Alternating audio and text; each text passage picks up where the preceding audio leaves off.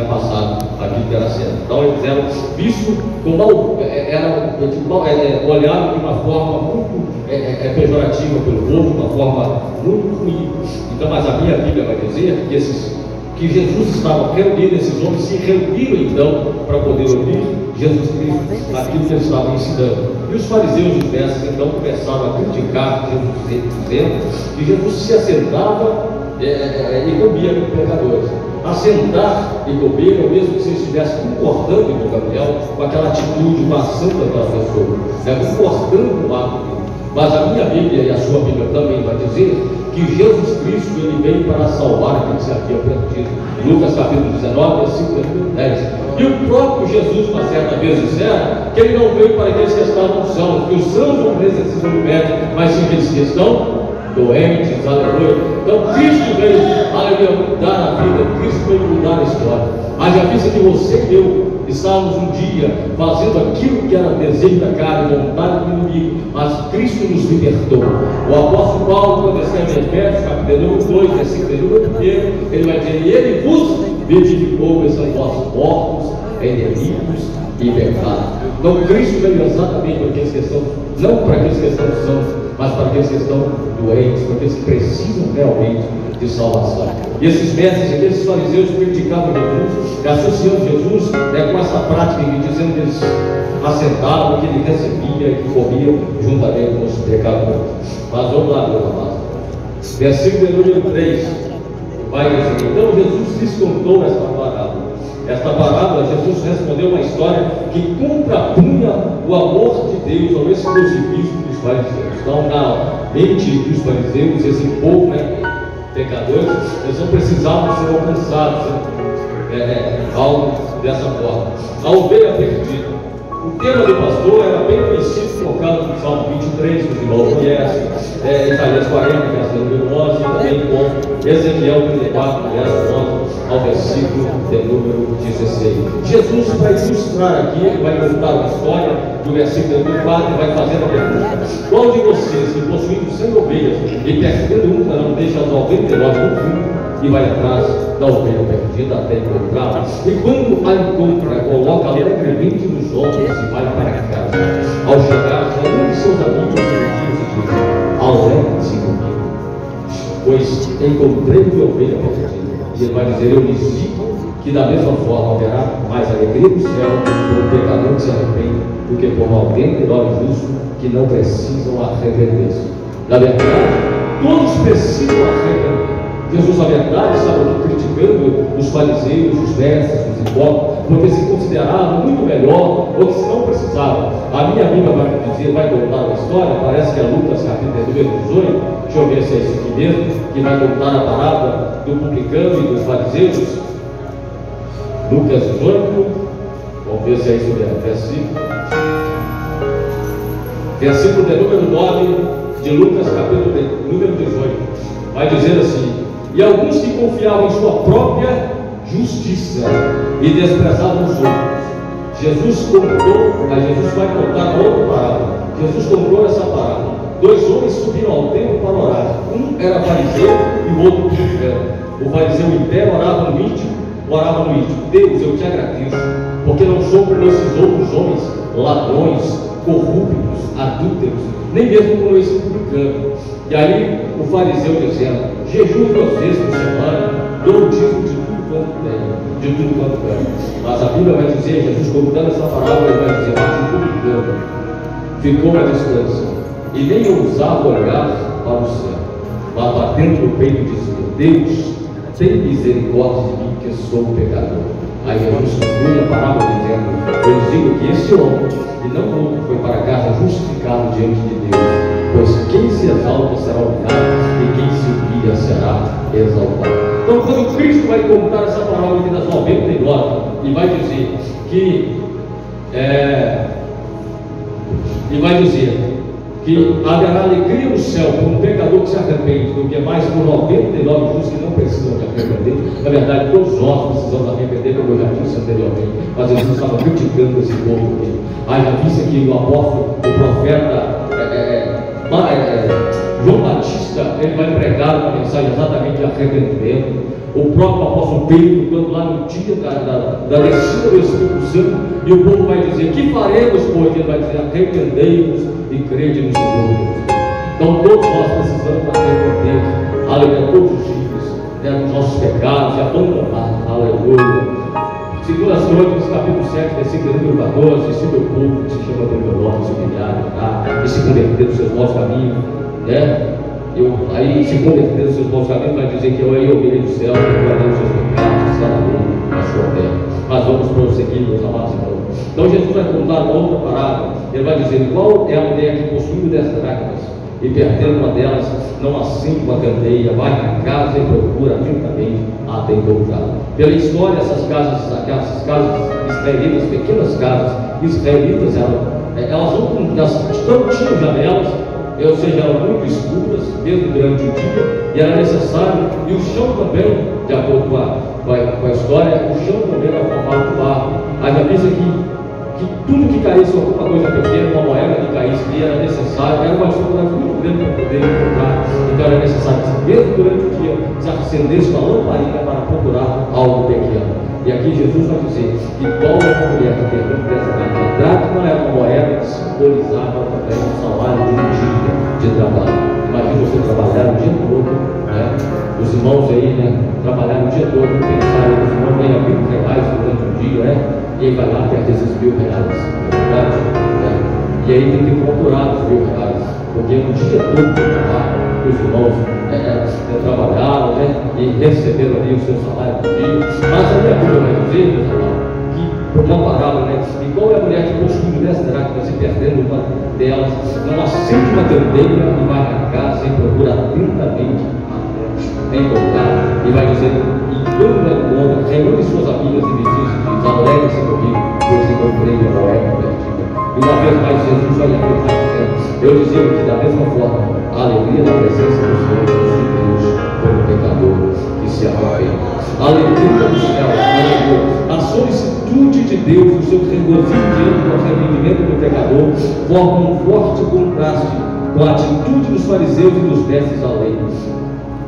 Justos que não precisam arrepender-se, provável ironia, os que se consideram justos, como os fariseus e mestres da lei, que não sentem necessidade de se arrepender, como nós dissemos. Nós já falamos acerca da moeda, mas aí vamos entrar agora na outra parte da parábola, a terceira parábola, que vai contar a história do filho perdido.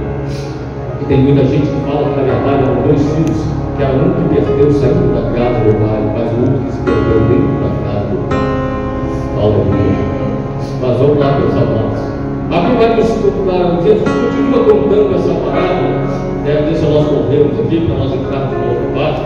Jesus continua contando essa parábola e vai entrar aqui na parábola do filho pródigo. Os irmãos me perdoem, eu ainda estou meio equipado, mas que eu creio que Deus vai nos dar a sua graça nesta noite também. Jesus continuou: um homem tinha 2 filhos. O mais novo disse ao seu pai: pai, quero a parte da herança, assim ele repartiu sua propriedade entre eles. Parte da herança. O pai podia dividir a herança. A Bíblia, quando a gente vai ler a Bíblia, em Deuteronômio capítulo 21, versículo número 17, vai contar ali que o pai podia dividir. Se o pai tendo 2 filhos, ele teria que dividir a sua herança. Dividir a herança, na verdade, ele teria que dar 2 vezes mais, ou duplicar a parte do filho mais velho. O filho mais velho recebia uma parte maior, ou 2 vezes maior do que o filho mais novo. Então uma parte da herança, o pai podia dividir a herança, dando uma parte dupla ao filho mais velho, retendo porém as respectivas rendas até a sua morte. No entanto, era altamente incomum dar ao filho mais jovem a sua porção da herança mediante pedido. Mas vamos lá, versículo número 13. Não muito tempo depois, o filho reuniu o que tinha e foi para uma região distante, e lá desperdiçou seus bens, vivendo irresponsavelmente. A Bíblia vai dizer que ele reuniu tudo que tinha. A intenção do filho evidencia que quando ele parte levando todas as suas posses, sem deixar para trás nada, à espera do seu regresso, quer ficar livre das restrições impostas pelo pai, gastando da maneira que bem tem de sua porção das riquezas da família, irresponsavelmente. Então vai dizer aqui o comentarista que quando ele parte, ele quer ficar livre de todas as restrições. Aleluia, aleluia. Eu não anotei, mas aleluia. Mas existe muita gente hoje saindo da casa do pai. Aleluia.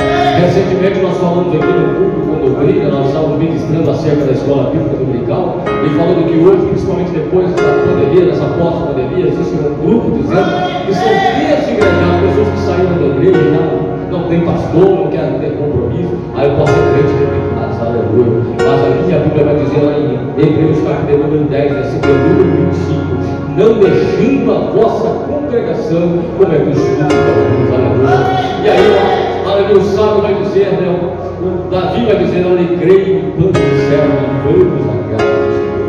Já foi falado aqui nessa noite também, o salmo vai dizer que vale mais um dia na casa do Senhor, salmo número 84, porque vale mais um dia na casa do Senhor, dos teus atos, porque mil paz, aleluia. E o salmista ainda vai dizer, irmão Sidney, ele vai dizer, preferiria estar na porta da casa do meu Deus, habitar nas tendas de piedade, porque o Senhor é o sol desse mundo, o Senhor dará graça e glória, não só nega bem algum aqueles que andam pelo Senhor. Aleluia, salve-Deus, aleluia. Então, quando esse filho parte, ele já não quer mais ter a responsabilidade, ele já não quer ter a cobrança, ele já não quer mais ter nenhum laço, né, com o pai, ele já não quer ter nenhuma responsabilidade, nenhum vínculo com a família, aleluia. Mas, aleluia, e ele vai dizer aqui, né, que ele tem sua porção de riqueza, mas embora o mais velho possa lhe desenhar um pouco em razão da amargura que sentia. Mas vamos continuar. A Bíblia vai dizer, meus amados irmãos, que depois de ter gasto tudo, houve uma grande fome em toda aquela região. E ele começou a passar necessidade. Por isso, o empregado, segundo um cidadão daquela região, que o mandou para o seu campo a fim de cuidar dos porcos.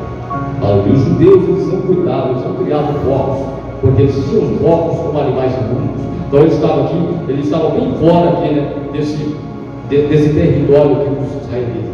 Mas a Bíblia vai dizer que ele foi mandado para cuidar dos porcos. Um serviço aqui é muito, na verdade, humilhante para o judeu, né? Mas a Bíblia vai dizer que cuidando ali dos porcos, que ele desejava encher o estômago com as vagens de alfarrobas. Então, meus amados, um filho que tinha tudo na casa do pai, ele partiu, e a Bíblia vai dizer, na parábola aqui, que ele gastou de uma forma irresponsável. Houve uma grande fome naquela cidade, e ele procurando emprego, foi cuidar de porcos, e a Bíblia vai dizer que, na parábola aqui, que ninguém dava a ele nada, e ele desejava encher o estômago com as alfarrobas, ou com aquela lavagem que era desejada ali, era colocada ali para os porcos comerem. Então a Bíblia vai dizer que ele desejava encher o estômago com as vagens de alfarrobas, que os porcos comiam, mas ninguém lhe dava nada. Mas houve um momento, versículo de número 17,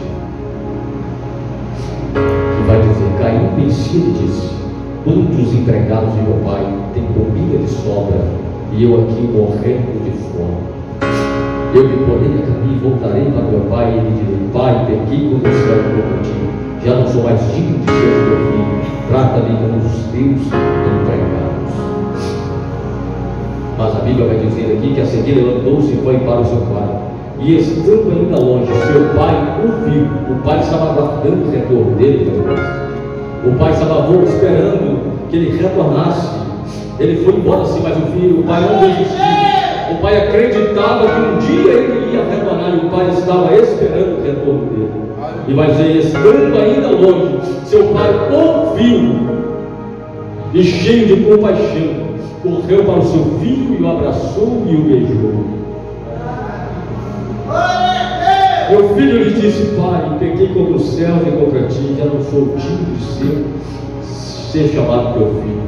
Mas o pai disse ao seu servo, depressa tragam a melhor roupa e vistam nele. Coloquem um anel em seu dedo e calçados em seus pés. Tragam o vinho gordo e mato. Vamos fazer uma festa e alegrar-se. Então a melhor roupa, anel, calçados, festa, cada um desses artigos era sinal de posição e de aceitação.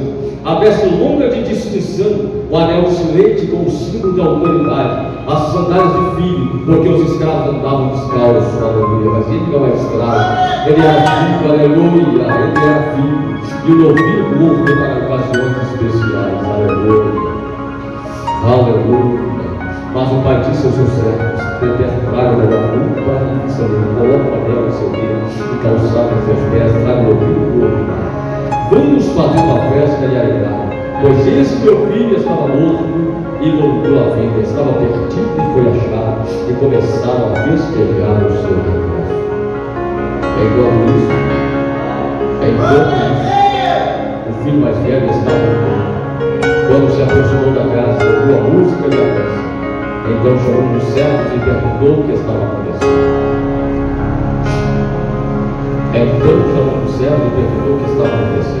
Esse lhe respondeu: seu irmão voltou e seu pai matou o novilho morto para o receber de volta sano e salvo. O filho mais velho encheu-se de ira e não quis entrar. Então seu pai saiu e insistiu com o outro, mas ele lhe respondeu ao seu pai: olha, todos esses anos tenho trabalhado no serviço, nunca deixou as tuas vontades. O filho mais velho, amor perdoador por parte do pai, simboliza a divina misericórdia de Deus. E o ressentimento do irmão mais velho assemelha-se à atitude dos fariseus e dos mestres da lei que se opunham a Jesus. Ele vai dizer que nem o cabrito, papai, o senhor matou para eu poder alegrar. O cabrito naquele momento ali o alimento menos caro que um novilho. E ele vai dizer aqui, versículo número 30. Mas quando volto para casa, esse teu filho levantou os teus pés. Eu já não falo mais do meu irmão, né? Esse teu filho já não tratava mais com o irmão dele. Mas quando volta para casa, esse teu filho que esbanjou os teus pés com as prostitutas, mata os novilhos dele. Então esse seu filho, o irmão mais velho, recusou-se mesmo a reconhecer como irmão, tão intenso era o ódio que sentia. Versículo 30 disse ao seu pai: meu filho, você está sempre comigo, e tudo que tem é seu, mas nós tínhamos que celebrar a volta desse seu irmão e alegrar-se, porque esse estava morto e voltou à vida, estava perdido e foi achado. Tudo que é meu, tudo que eu tenho é seu. O amor do pai incluía os dois irmãos. O amor do pai seria tipo melhor para separar o filho. Busca mais fácil, um contraste entre a exclusividade egocêntrica dos fariseus, de um lado, não querendo entender o amor de Deus, e a outra, solicitude a alegria de Deus e o arrependimento dos pecadores. Morto e rendeu a vida. Um belo retrato da volta do filho mais jovem, que também ilustra a nossa conversão cristã. Como eu já disse, nós estávamos mortos em nossos delitos e pecados, mas fomos alcançados pelo Senhor. As palavras estava perdido e foi achado são muitas vezes usadas no sentido que tinha perecido e foi salvo. Como o próprio Jesus falou lá em Lucas 19, versículo número 10.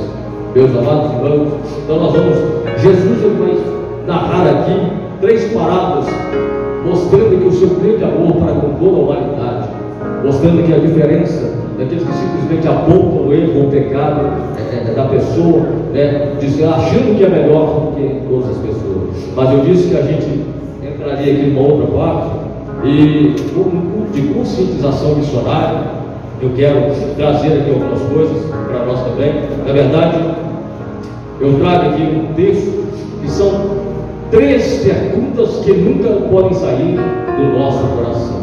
A primeira pergunta, o irmão José Marques até já fez essa pergunta, dizendo aqui, perguntando, o que você e eu temos feito, o que nós temos feito, meus amados irmãos, para alcançar pessoas para o reino de Deus. Então, 3 perguntas que nunca podem sair do nosso coração. A primeira pergunta: como posso fazer para ganhar mais almas para o reino de Deus? Essa é a primeira pergunta. Nós já lemos aqui, foi lido aqui no início do culto, a ordem do Senhor Jesus para mim e para você: ir por todo mundo, pregar o evangelho a toda a criatura. Nós ministramos aqui recentemente no culto de doutrina que o meu e o seu dever é pregar a palavra, é anunciar a palavra do Senhor. Pregue a palavra, anuncie a palavra, seja testemunha da sua vida, testemunhe e fale diante do Senhor. Então a primeira pergunta: como posso fazer para ganhar mais almas para o reino de Deus? E a segunda pergunta para a igreja nesta noite, para mim e para você: o que posso fazer para não perder as almas que já conquistei para o reino de Deus? E a terceira pergunta: o que posso fazer para reconquistar aqueles que se desviaram? Primeira pergunta: como posso fazer para ganhar mais almas para o reino de Deus? O que posso fazer para não perder as almas que já conquistei para o reino de Deus? E a terceira: o que posso fazer para reconquistar aqueles que se desviaram da igreja, da palavra do Senhor? Meus amados irmãos, quando a gente vai fazendo uma pesquisa, infelizmente há um número muito grande de pessoas que se afastaram da casa do Senhor. A igreja de Deus, a igreja, ela ganha muitas pessoas, mas infelizmente a igreja perde muita gente também. E a igreja não pode ser uma rodoviária. O que é isso, irmão Fernando? Na rodoviária, chega ali os ônibus, chega pessoas, as pessoas chegam ali, é isso, pegam o ônibus, não pode, simplesmente passam ali pela rodoviária. As pessoas não moram na rodoviária. Algumas pessoas chegam e outras pessoas vão, e assim chega, vai embora, elas não moram na rodoviária. Então simplesmente estão passando por ele. E as pessoas não podem simplesmente passar por ele. Elas têm que entrar aqui, têm que permanecer. Mas o que nós temos feito para elas permanecer? Aleluia. Então, meus amados irmãos, infelizmente existem muitas pessoas do lado de fora da igreja. Por quê? Há muitos obstetras, pessoas que fazem parte, mas são poucos pediatras. O que é pediatra? Pediatra é o médico das crianças. Não é verdade? E infelizmente existem muitas mortes também prematuras. Vamos lá, meus amados irmãos. A maioria dessas pessoas que se afastaram da igreja, cerca de mais ou menos 70%, de acordo com alguns anos atrás, nunca receberam uma única visita depois que saíram da igreja. E a segunda coisa: os poucos visitados foram tratados de maneira errada. E eu disse aqui esses dias que nós somos pescadores e não peixeiros, né, irmão? Ou seja, a minha obrigação é anunciar o evangelho. A minha obrigação, é pregar a palavra. Quem salva, quem liberta, não é o irmão Fernando. Quem salva e liberta é Jesus Cristo. Ele que faz salvar. A minha Bíblia vai dizer, parece que lá em João capítulo 16, que é o Espírito Santo que convence o homem do pecado, da justiça e do juízo. Não sou eu que faço esse trabalho. A minha obrigação é pregar o evangelho. E aí nós lembramos aqui, diz que uma irmã, ela ouviu, havia uma cruzada evangelista, e essa irmã ouviu a palavra há mais de 500 metros atrás, um som ali, ela ouviu a palavra, aproximou-se para aquela cruzada, e ali ela chegou, ali ela aceitou Cristo Jesus como Salvador de sua vida.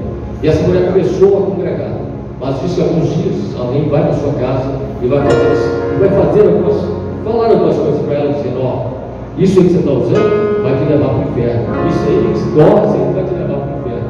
De forma que essa irmã, ela se afastou da igreja. E aí um grupo depois foi visitar essa irmã e perguntaram: irmã, por que essa você se afastou da igreja? E ela vai fazer a seguinte afirmação: eu achei que servir a Jesus, eu ia ficar livre de todo esse fardo, de todo esse peso, mas colocaram um peso muito grande e eu não consigo se suportar, não consigo ficar. Então começou a dizer: quem salva, quem liberta é Jesus Cristo. Prega, anuncie Jesus Cristo. Ore para que a pessoa seja liberta. Ore para que a pessoa seja transformada pelo poder da palavra do Senhor. O trabalho de limpar, de transformar o meu, esse trabalho de Jesus Cristo. Então vamos lá, meus irmãos. A maioria dos que se desviaram nunca mais retornam, e não retornam por quê? Primeira coisa, eles não voltam, não porque não querem, mas porque estão feridos e algemados pela escravidão do pecado. Segunda coisa, além de perguntarmos por que não retornaram, deveríamos perguntar o que você e eu temos feito para trazê-los de volta. Terceira coisa, temos agido como um grande exército que não se... Melhor dizendo, temos agido como um grande exército que não se preocupa com os seus soldados feridos. Infelizmente, às vezes existem muitas pessoas que gostam, às vezes são dessa forma, em meio a tanta correria. Mas vamos lá, o ferido, meus amados irmãos, ele precisa ser socorrido. O ferido precisa de socorro imediato. Outra coisa, vamos lá, rapidamente, que nós temos está ficando. O ferido ele não pode ser ignorado, certo?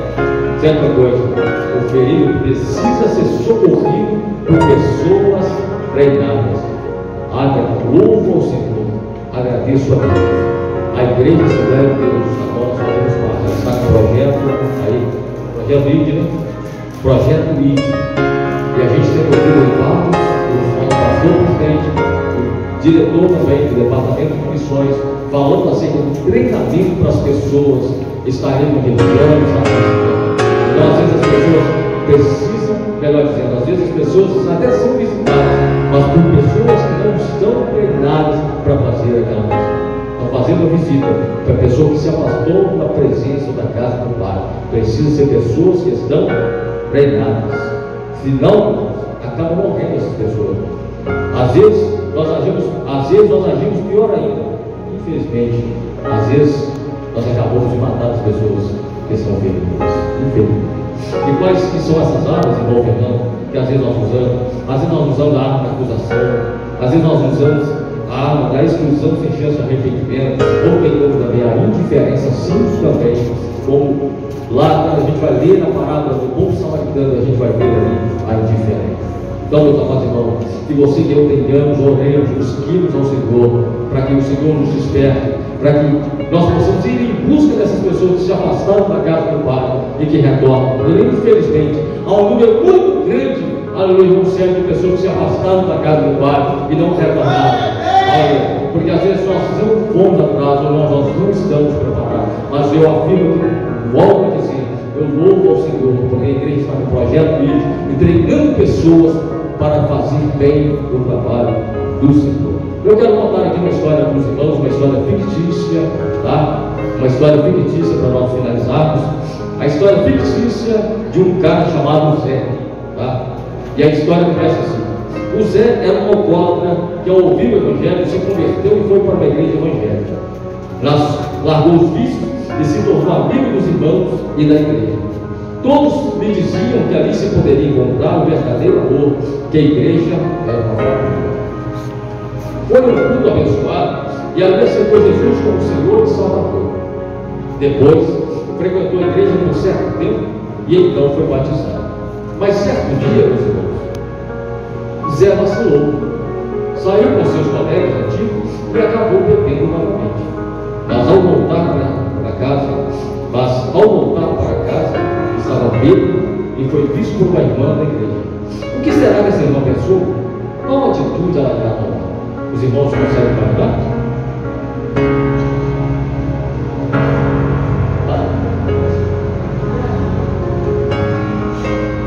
Meus amados, de acordo com a nossa história, essa irmã ela reúne e faz uma reunião e aí vai fazer algumas divulgações e vai dizer: meu pai, o Zé chegou bêbado e ainda chutou a canela do vizinho.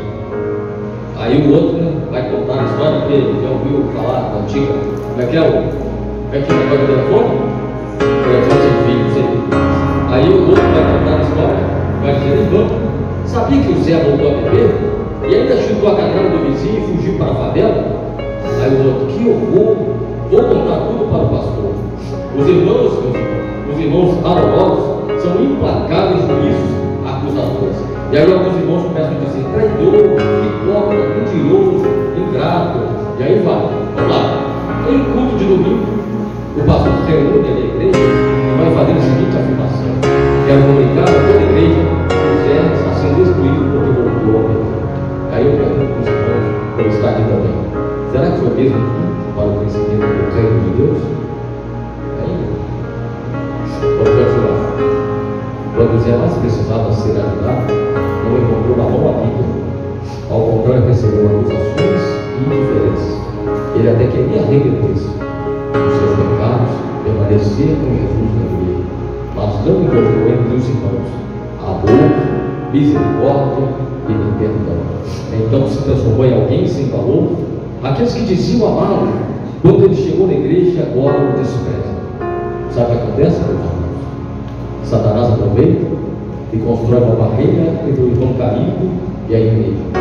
E aí, de acordo com as nossas ilustrações aqui, Satanás começa a perguntar para você: onde está o verdadeiro amor de que eles tanto falaram? Que família é essa? que abandona seus filhos? Depois de tudo que... Aí uma reunião, né? Dos irmãos dele. Depois de tudo que fizemos por ele, ainda foi capaz de voltar a beber? Ah, que ingrato! A irmã falando, o irmão falando, né? Eu orei tanto para ele, não adiantou nada. Precisamos nos preocupar com os outros que estiverem interessados. Em vez de ser ajudado, meus irmãos, sabe o que aconteceu com Zé? Ele acabou sendo empurrado de volta ao abismo do pecado. Agora sabe o que acontece? Agora o Zé desiste de ver essa igreja e acaba também desistindo de Jesus. Mas meus amados irmãos, Jesus Cristo, como o pai aqui da parábola, ele não desiste do seu filho, daquele filho que se deu. Mas aí eu pergunto para os irmãos, mas se os irmãos soubessem que existe uma enorme jazida de ouro bem no seu quintal, o que os irmãos fariam? Fazem o quê? Vamos lá. Se os irmãos soubessem, se você soubesse que existe uma enorme jazida de ouro bem no seu quintal, o que faria? Se esses irmãos perdidos são como ouro, por que não temos nos apressado em recuperá-los? Irmãos, mas se esse ouro for resgatado novamente, ele voltará a brilhar e continuará sendo valioso. Enquanto os irmãos desprezaram que o Zé, e Zé desiste de uma vez da igreja e desiste de Jesus. Enquanto Satanás olha para o Zé, sabe como que o Satanás vê? Sabe como que Satanás vê o Zé? Satanás vê o Zé como um gigante adormecido que se levantará, ou melhor dizendo, que como um gigante adormecido que se levantar, voltará a ser uma potência para o reino de Deus. Satanás sabe que se o povo da igreja começar a ver os desviados, ou as pessoas que se afastaram da presença do Senhor, como Deus os vê, milhões dos que estão em pé poderão voltar para socorrer outros milhões que estão feridos. Assim o exército de Deus será multiplicado. Então ele cria estratégias para cegar o inimigo, melhor dizendo, né? Então o inimigo cria estratégias para nos cegar e impedir que nos aproximemos e vamos afastar. E sabe qual é a maior arma de Satanás?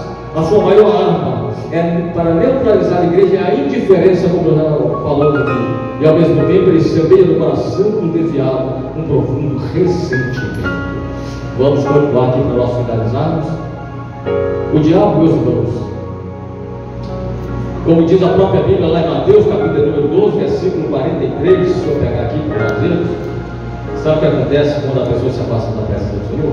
Mateus 12, 43, nós estamos finalizando o culto de conscientização missionária. A gente vai aqui nesse estudo. Vamos lá. Quando o espírito imundo sai de um homem, passa por lugares áridos,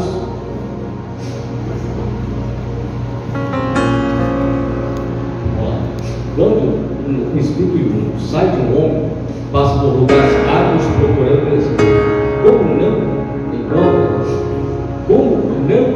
Como não encontra, diz: voltarei para casa onde saí. Chegando, encontra a casa desocupada, varrida e imóvel. Então vai e traz consigo outros 7 espíritos piores do que ele. Entrando, passam a viver ali. E o estado final daquele homem torna-se pior do que o primeiro. Assim acontecerá essa geração perversa. Foi Jesus falando aqui acerca do sinal de Jonas. Mas vamos procurar aqui. O diabo volta para ele e traz mais 7 demônios pior do que o primeiro. O seu estado agora se torna muito pior do que antes. A igreja, por sua vez, está muito envolvida, meus irmãos, com diversas atividades. E esquece do Zé rapidamente. Nunca mais o visita. Novas pessoas chegam à igreja, talvez outros Zés, que serão protagonistas da mesma história e que permanecerão apenas por alguns meses ou alguns anos. A igreja continua sem tomar uma atitude para buscar os que saíram. Na igreja tem muitas placas. Não digo aqui, apenas né?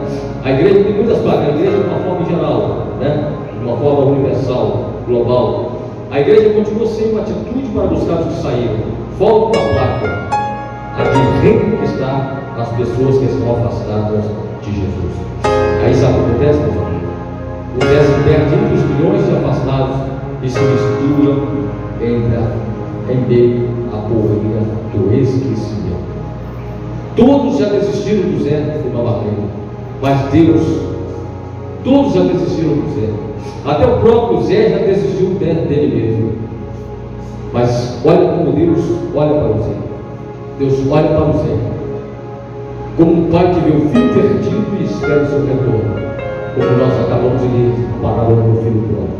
Então Deus olha para o Zé como um filho perdido, como um pai que vê o filho perdido e espera o seu retorno. Isaías 49, pode uma mãe esquecer do seu filho que tanto ama? E o próprio Deus vai dizer, ainda que essa mãe se esqueça, eu de ti jamais me esquecerei. E sabe como que o Pai, sabe como que Deus é? Como que todo mundo já esqueceu?